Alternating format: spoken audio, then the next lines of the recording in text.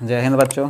आज संख्या पत्ती हम लोग पढ़ रहे थे। संख्या पत्ती में हम लोग पार्ट 11 पे आ गए हैं, जिसमें बहुत सारी चीज़ है मैं आपको बताने वाला हूं, क्योंकि जो वादा करके रखा हूं जीरो से हीरो बनाने का, ठीक है। तो उसमें बहुत सारे चीज़ें हैं जो अभी नहीं बताया हूं, उसको बता रहा हूं। और जस्ट इस वीडियो के बाद आपका लेसन स्टार्ट हो जाएगा, चैप्टर 1 RS अग्रवाल का संख्या पद्धति। उसमें आप बिल्कुल वहाँ से नोट्स बनाना स्टार्ट कर देंगे। तो चलिए दोस्तों, सबसे पहले देखते हैं हम लोग आज जितने भी संख्या हैं उसके बारे में हम लोग को पढ़ना है। सम संख्या किसको बोला जाता है? सम संख्या को इंग्लिश में हम लोग बोलते हैं इवन नंबर। वैसी संख्या, सम संख्या क्या है? वैसी संख्या जो 2 से पूर्णतः विभक्त हो जाती है। जैसे में 2, 4, 6, 8 अप टू 100 सीरीज कहाँ तक जाएगा? 2n तक। क्यों जाएगा 2n तक? n का मान 1 रखेंगे, n का मान 1 रखेंगे तो 2 बना, ये पहला वाला। n का मान 2 रखेंगे तो 4 बनेगा, तो 2 रखेंगे तो 2 दूना 4 बना। n का मान 3 रखेंगे तो क्या बनेगा? 6 बनेगा, तो 3 दूना 6 बना, ये है। तो सूरज 2n तक जाता है, ठीक है दोस्तों। विषम संख्या वैसी संख्या जो 2 से पूर्णतः विभक्त नहीं होती है, विषम संख्या कहलाती है।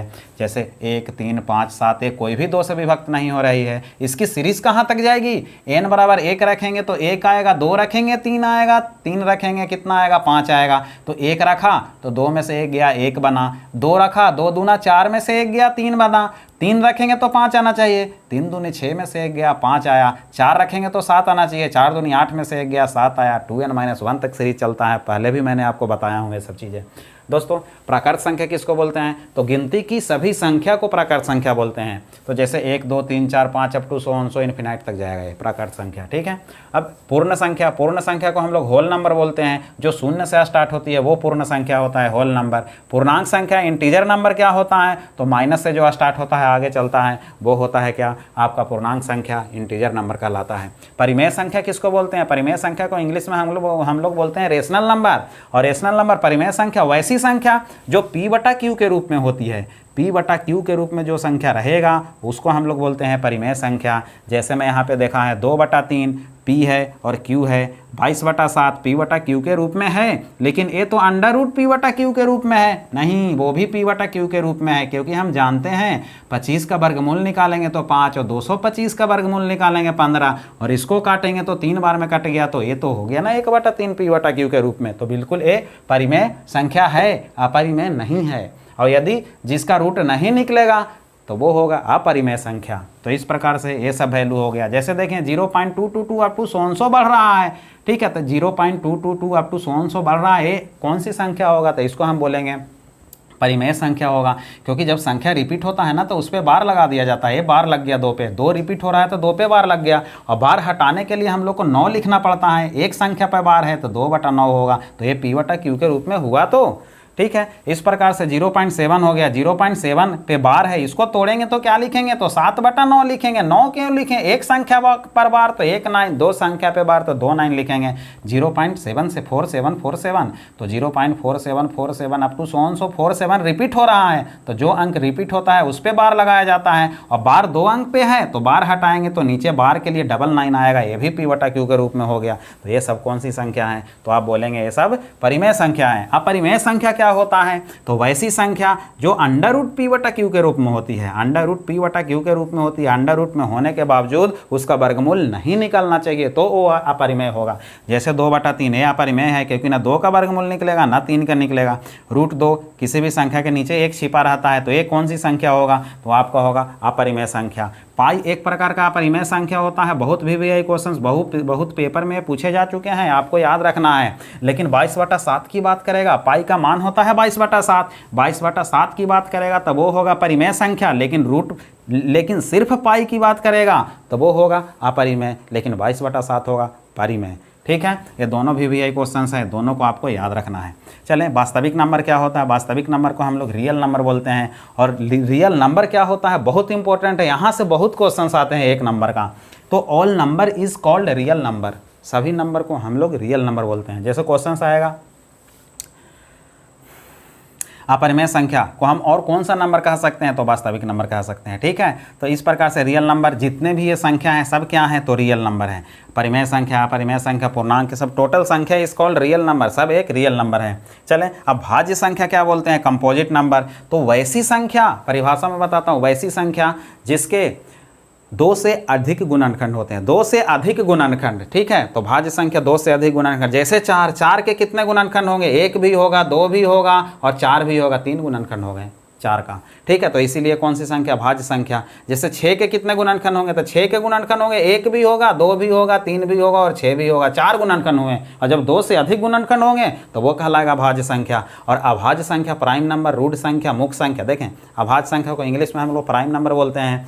अभाज्य संख्या का ही दूसरा नाम रूट संख्या है और मुख्य संख्या है। क्योंकि ये नाम देकर ना दोस्तों बच्चों को थोड़ा सा घबरा जाते हैं, जब रूट संख्या और मुख्य संख्या देखते हैं तो घबरा जाते हैं। क्योंकि पिछले साल ग्रुप डी में मुख्य संख्या से क्वेश्चंस पूछा गया था, जो कि अभाज्य संख्या ही कहते हैं। तो लड़के सब घबरा गए थे, बना नहीं था उन लोगों से। तो देखें यहाँ पे अभाज्य संख्या का परिभाषा क्या बनेगा, तो इसका परिभाषा वैसी संख्या जिसके केवल 2 या 2 से अधिक गुणनखंड नहीं होते हैं। सिर्फ, ठीक है, सिर्फ 2 या 2 से ज़्यादा नहीं हो, ठीक है। जिसके 2 गुणनखंड होंगे और केवल 2 गुणनखंड होंगे, यानी कि 2 से ज़्यादा नहीं होंगे, तो वो अभाज्य संख्या कहलाएंगे। जैसे हमें देखें 2 के कितने गुणनखंड होंगे, तो 2 के मात्र 1 और 2 ही तो गुणनखंड हुआ। 3 के कितने गुणनखंड होंगे, तो 1 और 3 होगा। 17 के कितने गुणनखंड होंगे, तो 17 के 1 और 17 ही तो गुणनखंड होगा, मात्र यही गुणनखंड होगा। तो जिसके केवल 2 गुणनखंड, तो हम अभाज्य संख्या कहलाते हैं। तो अभाज्य संख्या से बहुत सारे क्वेश्चंस बनते हैं, बहुत आते हैं, जो कि बहुत परेशान करते हैं, जिसको आज मैं ट्रिकली टाइप टोटल बता रहा हूँ, टोटल क्वेश्चंस को क्लियर करने वाला हूँ। दोस्तों अभाज्य संख्या हम लोग देखते हैं, जो कि बहुत ही इंपॉर्टेंट है। आज बिल्कुल आपको ऐसा डायग्राम बताऊंगा ताकि आप बिल्कुल देख के ही आंसर लाने वाले हैं आप। जैसे देखें, सबसे पहले अभाज्य संख्या के बारे में सीखना है हम लोग को। प्राइम नंबर बोलते हैं, रूट संख्या, मुख्य संख्या, जो कि अभी मैंने आपको बताया। जैसे देखें 1 से 10 तक यदि आप गिनती लिखते हैं तो इसमें अभाज्य संख्या कौन कौन होगा, तो सबसे छोटी अभाज्य संख्या 2 होता है, फिर 3 भी अभाज्य होगा, 5 भी अभाज्य होगा, 7 भी अभाज्य होगा। अब नहीं होंगे तो कितने अभाज्य हुए 1 से 10 तक में, तो 1 2 3 4 हुए, 4 यहाँ लिख दिए। अब 11 से 20 तक में कितने अभाज्य संख्या है, तो 11 है, 13 है, 17 है और 19 है। यहाँ भी 4 अभाज्य संख्याएं। 21 से 30 तक में कितने अभाज्य संख्या बन रहे हैं, वो भी हम लोग देखते हैं। तो 21 से सबसे पहले तो 23 बनेगा, फिर कौन सा बनेगा, तो 29 बनेगा। कितना हुआ, तो यहाँ 2 बने। अब 31 से 40 तक कितने बन रहे हैं, तो एक तो 31 बनेगा और दूसरा 37 बनेगा, ठीक है। अब बाकी के कुछ नहीं बनेगा, 39 नहीं बनेगा, क्योंकि वो 13 से कटते हैं, 3 से भी कटते हैं, तो ठीक है, यहाँ भी 2 बना। तो चलिए ना, 1 से 10 तक 4, 11 से 20 तक 4, 21 से 30 तक 2, 31 से 40 तक 2। तो हम एक डायग्राम आपका लिख देता हूँ, एक चीज़ लिख देता हूँ, वहाँ से आप बनाएंगे क्वेश्चन साहब। 44, 22, 32, 23, 21, ये आप याद रखेंगे। 44, 22, 32, 23, 21। यानी कि अब यहाँ से चलेंगे तो 41 से 50 तक कितने अभाज्य बनेंगे, 3 बनेंगे। 51 से 60 तक कितने बनेंगे, 2 बनेंगे। इस टाइप से आपका ये डायग्राम जो हो गया, ये आपको याद रखना है। ये अभाज्य संख्या का डायग्राम है, जो कि बहुत इंपॉर्टेंट है। 1 से लेके, ठीक है, ये 44, 22, 32, 23, 21, ये आपको याद रखना है। जैसे आपसे क्वेश्चन पूछा जाए 1 से लेके 50 तक में कितने अभाज्य संख्या हैं, तो आपको 1 से 50 तक शुरू के 5 अंक गिनना है। 1 2 3 4 5, ये 50 तक की बात चला है, तो यहीं तो 4 4 8 और 2 10, 2 12, 12 और 3 15। आप बोलेंगे 1 से 50 तक 15 गो अभाज्य संख्या होता है। और यदि बोल दिया जाए 1 से 100 तक कितने अभाज्य संख्या होते हैं, तो 1 से 100 तक की अभाज्य संख्या के बाद चलेगा। 1 से 100 तक अभाज्य संख्या यदि आपको निकालना है, तो 1 से 100 तक तो पूरा हो गया ना। 4 4 8, 50 तक 15 हुआ था, 15 और 4 19, 19 और 3 22, 22 और 2 24 और 1 25 हो गया। तो आपका बोलेंगे कि ये 25 होगा। तो दोस्तों यदि 1 से 15 तक, 1 से 50 तक 15 गो अभाज्य संख्या है, तो भाज्य संख्या कितना होगा। यदि भाज्य पूछा जाए तो फिर कितना बताएंगे आप, तो आप बोलेंगे 1 से 50 तक में 15 गो अभाज्य है, तो बचा 35, तो 35 गो होगा भाज्य संख्या। तो ये आपका आंसर हो जाएगा गलत। और यदि पूछा जाए 1 से 100 तक में अभाज्य संख्या तो है कितना, 25, तो यहाँ से पूछा जाएगा तो फिर भाज्य संख्या कितना होगा, तो आप बोल देंगे कि 75 होगा, जो कि ये भी गलत हो जाएगा।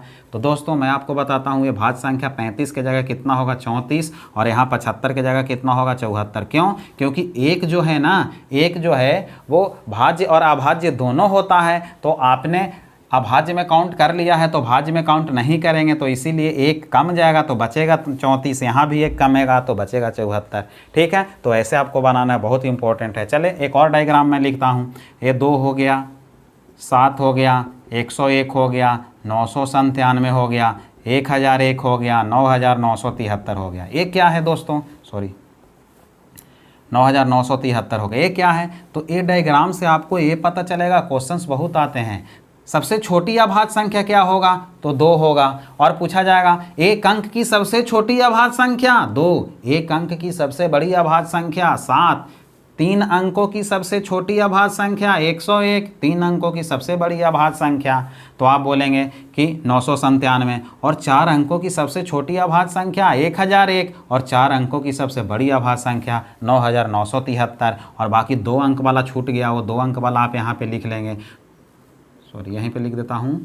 2 अंकों की सबसे छोटी अभाज्य संख्या तो 11 होगा, और 2 अंकों की सबसे बड़ी अभाज्य संख्या 97 होगा। ये डायग्राम आपको याद रखना है, बहुत इंपॉर्टेंट है ये, ठीक है। अब अभाज्य संख्या को क्वेश्चन जैसे ये पूछा जाए 1 से 70 तक कितने अभाज्य संख्या हैं, तो बिल्कुल 7 काउंट करना है, 1 2 3 4 5 6 7, यहाँ काउंट कर लें, 2 2 4 और 3 7, 7 और 2 9, 9 और 2 11, 11 और 4 15, 15 और 4 19, आप बोलेंगे 19 होगा, ये आपका आंसर ऐसे, ठीक है। यदि पूछा जाएगा 1 से लेके 60 तक कितने अभाज्य संख्या होगा, तो सिर्फ 6 तक गिनना है, 4 4 8, 8 और 2 10 और 2 12, 12 और 3 15, 2 2 4 1 5, 15 और 2 17, तो 1 से 60 तक 17 होगा। ऐसे आपको बनाना है, बहुत इंपॉर्टेंट है, बहुत आसान। दोस्तों अब हम लोग परफेक्ट नंबर देखते हैं। परफेक्ट नंबर जो है यहाँ से क्वेश्चन आया था ग्रुप डी में पिछले वर्ष, ठीक है। जब ग्रुप डी में क्वेश्चन आया था ना, तो अधिकतर लड़के 90% लड़कों को छूट गया था क्वेश्चन, क्योंकि इनके बारे में जानकारी ही नहीं था उनको, ठीक है।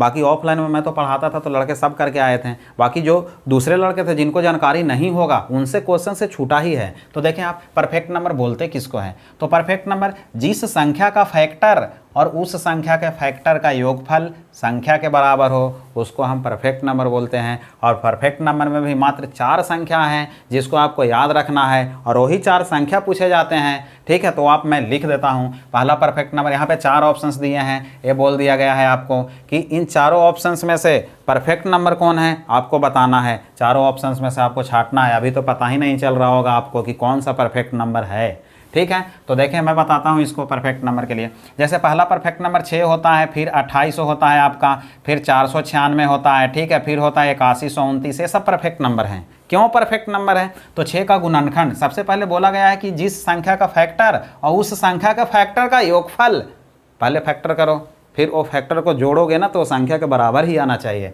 तो 6 का फैक्टर 1 भी होगा, 2 भी होगा, और क्या होगा तो 3 भी होगा। ये 3 फैक्टर है 6 का, ठीक है। अब इसको जोड़ने पर वही संख्या आना चाहिए, तो मैंने जोड़ा इसको 1 + 2 + 3 किया, तो 2 1 3, 3 और 3 6 आ गया, फैक्टर योगफल के बराबर आ गया, तो ये परफेक्ट नंबर होंगे। जैसे 28 का किया हमने, तो 28 का किया तो 28 का क्या फैक्टर होगा, तो 28 का 1 भी होगा, 2 भी होगा, 4 भी होगा, 7 भी होगा, 14 भी होगा, और कोई फैक्टर हैं तो आप बताएं, तो नहीं है। तो अब इसको जोड़ा हमने, तो 2 और 1 3, 3 और 7 3 और 4 7 हो गया, 7 7 14, 14 और 14 कितना हो गया, तो 28 हो गया, योगफल भी 28 आ गया, संख्या भी 28 है। इस प्रकार से ये दोनों का आप करेंगे, बिल्कुल ये दोनों भी परफेक्ट नंबर हैं, और ये चारों संख्या में से ही आते हैं कोई, क्योंकि इनके 6 से लेके यहाँ तक और कोई संख्या नहीं ऐसा है जो कि परफेक्ट नंबर होगा। तो ये चारों आप याद भी रखेंगे तो हो जाएगा, लेकिन याद रखने की ज़रूरत नहीं है, मैंने तो क्लियर आपको कर दिया हूँ। तो इसमें जो आपका राइट जवाब होगा वो कौन होगा, 12 नहीं परफेक्ट नंबर है। क्यों नहीं है, 12 का गुणनखंड 1 होगा, 3 होगा, 4 होगा, 6 होगा। अब जोड़ने पर 12 आना चाहिए, तो 4 3 7 1 8 हो गया, 8 हो 6 तो 14 होता है, तो जोड़ने पर 12 नहीं आया है, तो ये परफेक्ट नंबर नहीं होगा। इस प्रकार से ना 12 परफेक्ट नंबर है, ना 15 परफेक्ट नंबर है, ना 40 परफेक्ट नंबर है। आपका राइट आंसर क्या होगा, 28 होगा। तो ऐसे आपको करना है। दोस्तों अब हम लोग अपवर्तों की संख्या ज्ञात करना सीखते हैं। अपवर्तों की संख्या कैसे ज्ञात किया जाता है, जो कि अपवर्तों की संख्या से पिछले बार जो भी आपका पेपर हो रहा था, एएसएम का हो रहा था, असिस्टेंट लोको पायलट का, टेक्नीशियन का, रेलवे में एग्जाम हुआ, वहाँ डेली के पेपर में अपवर्तों की संख्या से क्वेश्चन आ ही रहे थे। तो वो क्या है, इसको भी मैं आपको क्लियर करता हूँ। तो अपवर्तों की संख्या, जैसे देखिए क्वेश्चन लेता हूँ, अपवर्तों की संख्या बोल तो गुणजों की संख्या निकालना। जैसे बोला जाएगा 60 के कितने अपवर्त होंगे, तो 60 के गुणजों की संख्या निकालना है। तो 60 किस किस संख्या से कटता है दोस्तों, तो 1 से भी कटेगा, 2 से भी कटेगा, 3 से भी कटेगा, 4 से भी कटेगा, 5 से भी कटेगा, 6 से भी कटेगा, फिर आगे आपका 10 से कटेगा, 12 से कटेगा, फिर 15 से भी कटेगा, 20 से भी कटेगा, 30 से भी कटेगा और किससे कटेगा, 60 से कटेगा। कितने अपवर्त हुए वो आपको ढूंढना है। तो 1 2 3 4 5 6 7 8 9 10 11 12 हुए, तो इसको गुंजों की संख्या, अपवर्तों की संख्या कितने हुए 60 के, तो 12 आपका आंसर होगा। तो क्या बड़ा बड़ा संख्या देगा तो ऐसे आप लिख पाएंगे क्या? नहीं लिख पाएंगे। तो उसका शॉर्ट मेथड क्या है वो भी मैं आपको बताता हूँ। जैसे देखें सेकंड मेथड, शॉर्ट मेथड से जिस मेथड से आप करने वाले हैं, जैसे आप 60 का गुणनखंड निकालिए, 2 से काटेंगे पहले तो ये 30 बार में कटेगा, फिर 2 से काटेंगे 15 बार में कटेगा, फिर 3 से काटेंगे 5 बार में कटेगा। तो 60 के कितना गुणज निकले? तो 60 के जो आपका गुणनखंड निकले हैं 2 × 2, 2 2 बार है तो 2 के घात 2 लिख देंगे आप, 3 एक बार है 3 के घात 1 लिखेंगे, 5 एक बार है 5 के घात 1 लिखेंगे। अब आपको निकालना है अपवर्तों की संख्या, बोले तो गुणजों की संख्या कैसे निकाला जाएगा वो मैं आपको सिखाता हूँ। अपवर्तों की संख्या निकालने के लिए घात जो है ना, बेस को छोड़ दीजिए आप, घात जो है ना सबको 1 बढ़ाकर गुना कर दीजिए, आपका आंसर आएगा।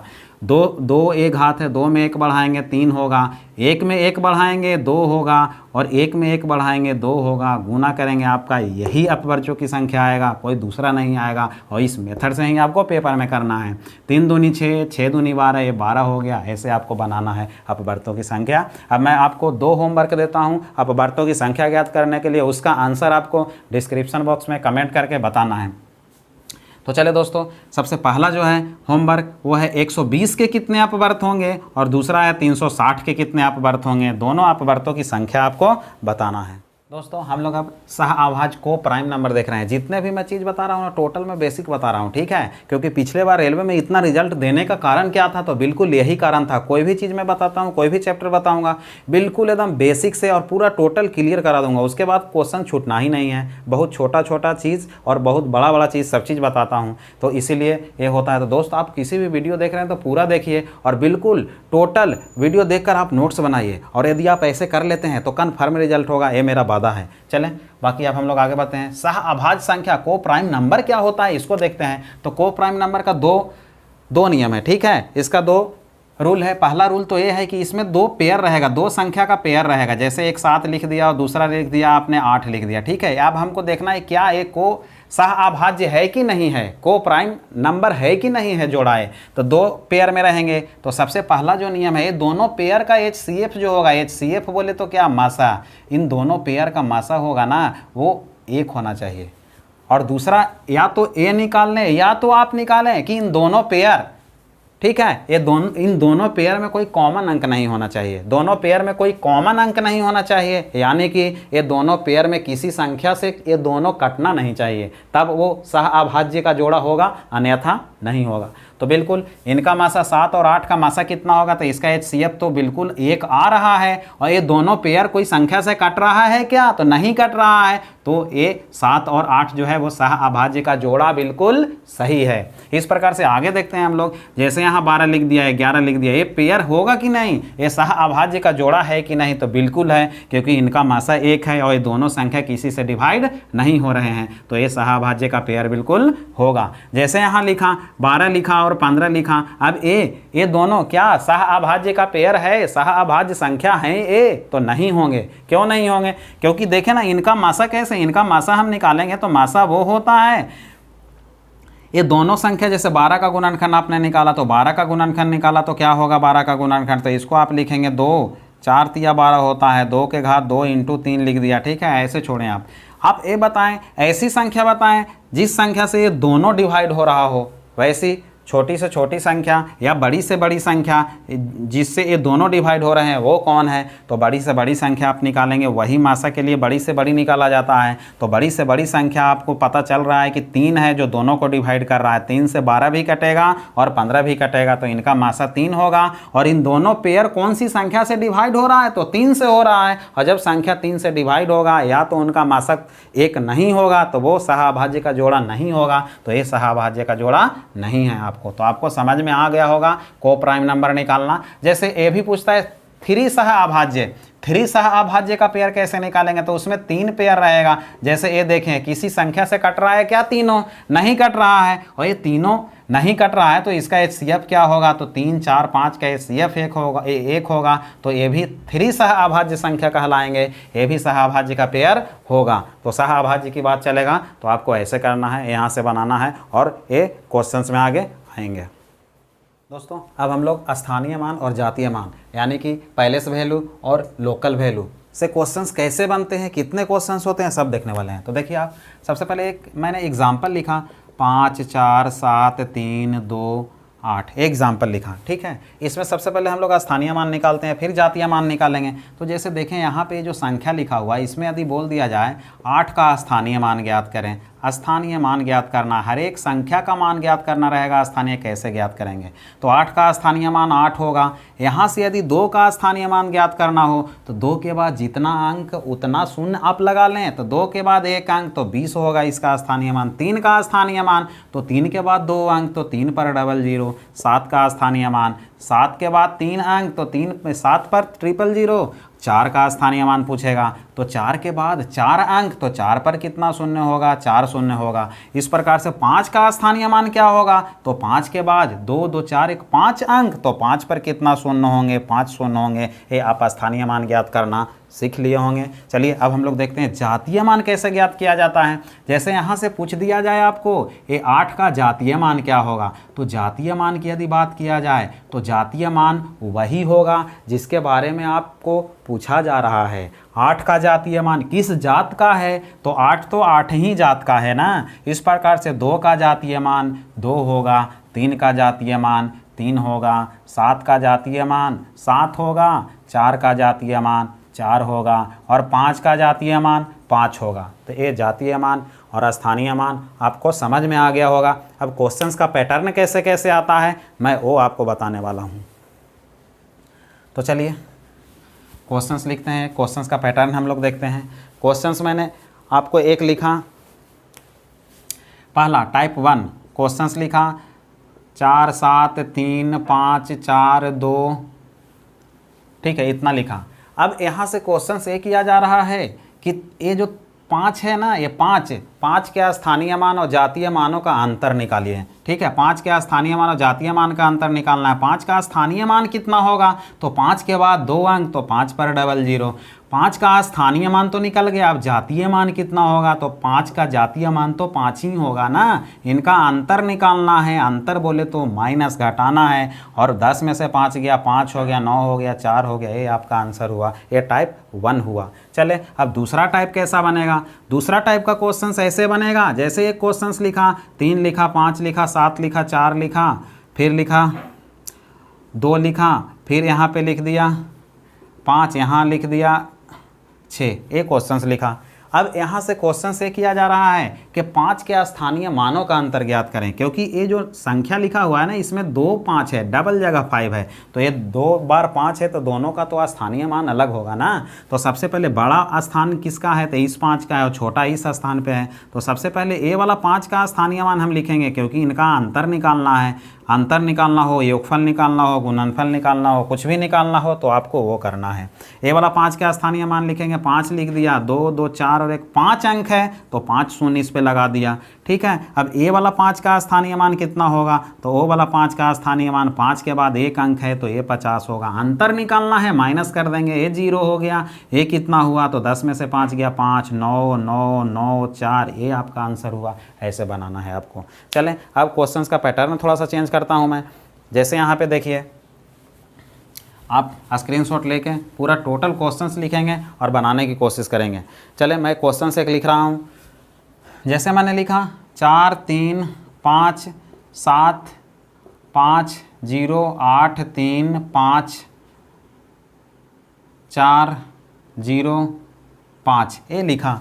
अब यहाँ पे आपको किया जा रहा है पूछा ये जा रहा है कि 5 के स्थानीय मानों का योगफल ज्ञात करें। यहाँ पे 5 कितने हैं, तो 5 तो यहाँ पे कितने बार है, 4 बार हैं, और 5 के स्थानीय मानों का योगफल निकालना है। आप क्वेश्चंस लिख लेंगे, 5 के स्थानीय मानों का योगफल निकालना है। तो देखें कैसे निकालेंगे, आप तेज़ी से कैसे निकालेंगे, फास्ट कैसे निकालेंगे वो भी मैं बताता हूँ।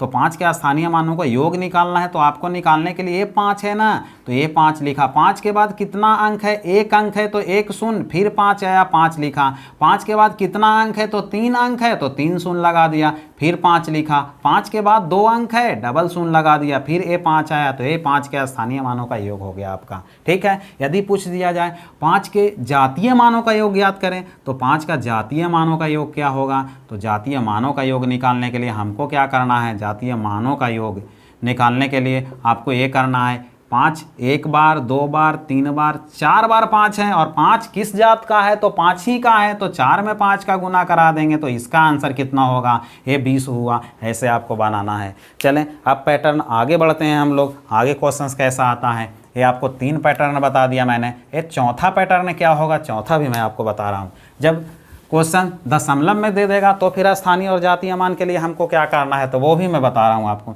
जैसे आपने लिखा, एक क्वेश्चन लिखा 48.532, ये लिख दिया आपने,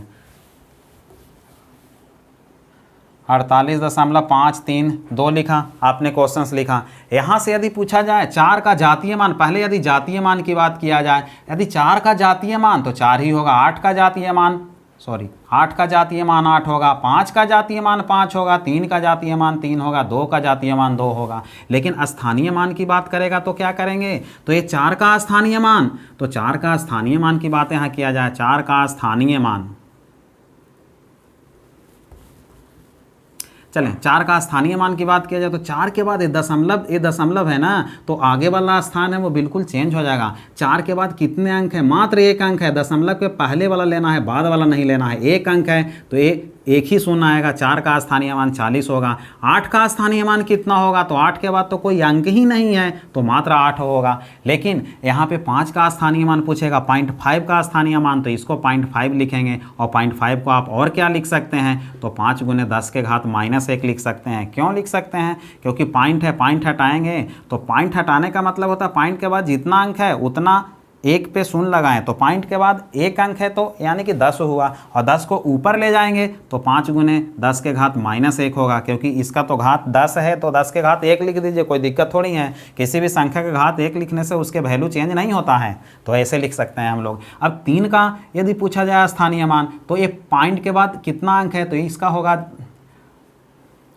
0.03 हम लोग लिखेंगे, और इसको जब सॉल्यूशन करेंगे तो इसको हम लोग और क्या लिख सकते हैं, तो 3 × 10 के घात -2 लिख सकते हैं। अब इसका स्थानीय मान क्या होगा, तो पॉइंट के बाद 3 अंक है, तो इसको 0.002 लिखेंगे, और इसको सॉल्यूशन करेंगे तो इसको 2 × 10 के घात -3 भी हम लिख सकते हैं, ऐसे लिखेंगे। यदि क्वेश्चन से यहाँ से पूछा जाए कि 3 के जातीय मान, ये जो 3 है ना, 3 के जातीय मान और स्थानीय मानों का अंतर ज्ञात करें, तो 3 का जातीय मान कितना है, तो 3 है, ठीक है। स्थानीय मान कितना है 3 का, तो 3 का स्थानीय मान 0.03 है, और 3 में से 0.03 आप घटाएंगे तो 2.97 आएगा। ये आपका आंसर हुआ। ऐसे आपको बनाना है, ठीक है दोस्तों। मैं हर एक चीज़ मैंने आपको बता दिया हूँ। अब जस्ट अगला वीडियो आपका जो मिलने वाले हैं वो RS अग्रवाल का संख्या पत्ती लेसन 1 का ही मिलने वाला है। बिल्कुल क्वेश्चंस एक से मैं बताऊँगा, टोटल क्वेश्चंस करवाऊँगा, ठीक है। और आप शुरू से ही बिल्कुल लगे रहें, हर एक वीडियो देखें, और हर एक वीडियो को देखने के बाद आपको नोट्स भी बनाते चलना है। जितने बार मैं जितने भी बताऊंगा, और जितना ज़्यादा से ज़्यादा प्रैक्टिस करें, जितना ज़्यादा से ज़्यादा बनाएं, उतना ही आपका हेजिटेशन दूर होगा। यदि आप ऐसे नहीं करेंगे तो आने वाला समय में फिर आज का होमवर्क कल के ऊपर जाएगा, और ऐसे ऐसे जाते जाते फिर आप के ऊपर बोझ बन जाएगा, और फिर आने वाला समय में आप कहेंगे कि अब नहीं हमसे बन रहा है, फिर आप ढेर हो जाएंगे। तो कोई भी चीज़ करना है तो स्टेप बाय स्टेप करें, तभी होगा। तो इसीलिए आप ऐसा गलती नहीं करें कि आज का होमवर्क को कल के ऊपर टाल दें, ऐसे कल कभी नहीं आता है, ये चीज़ आपको मालूम होगा, ठीक है दोस्तों।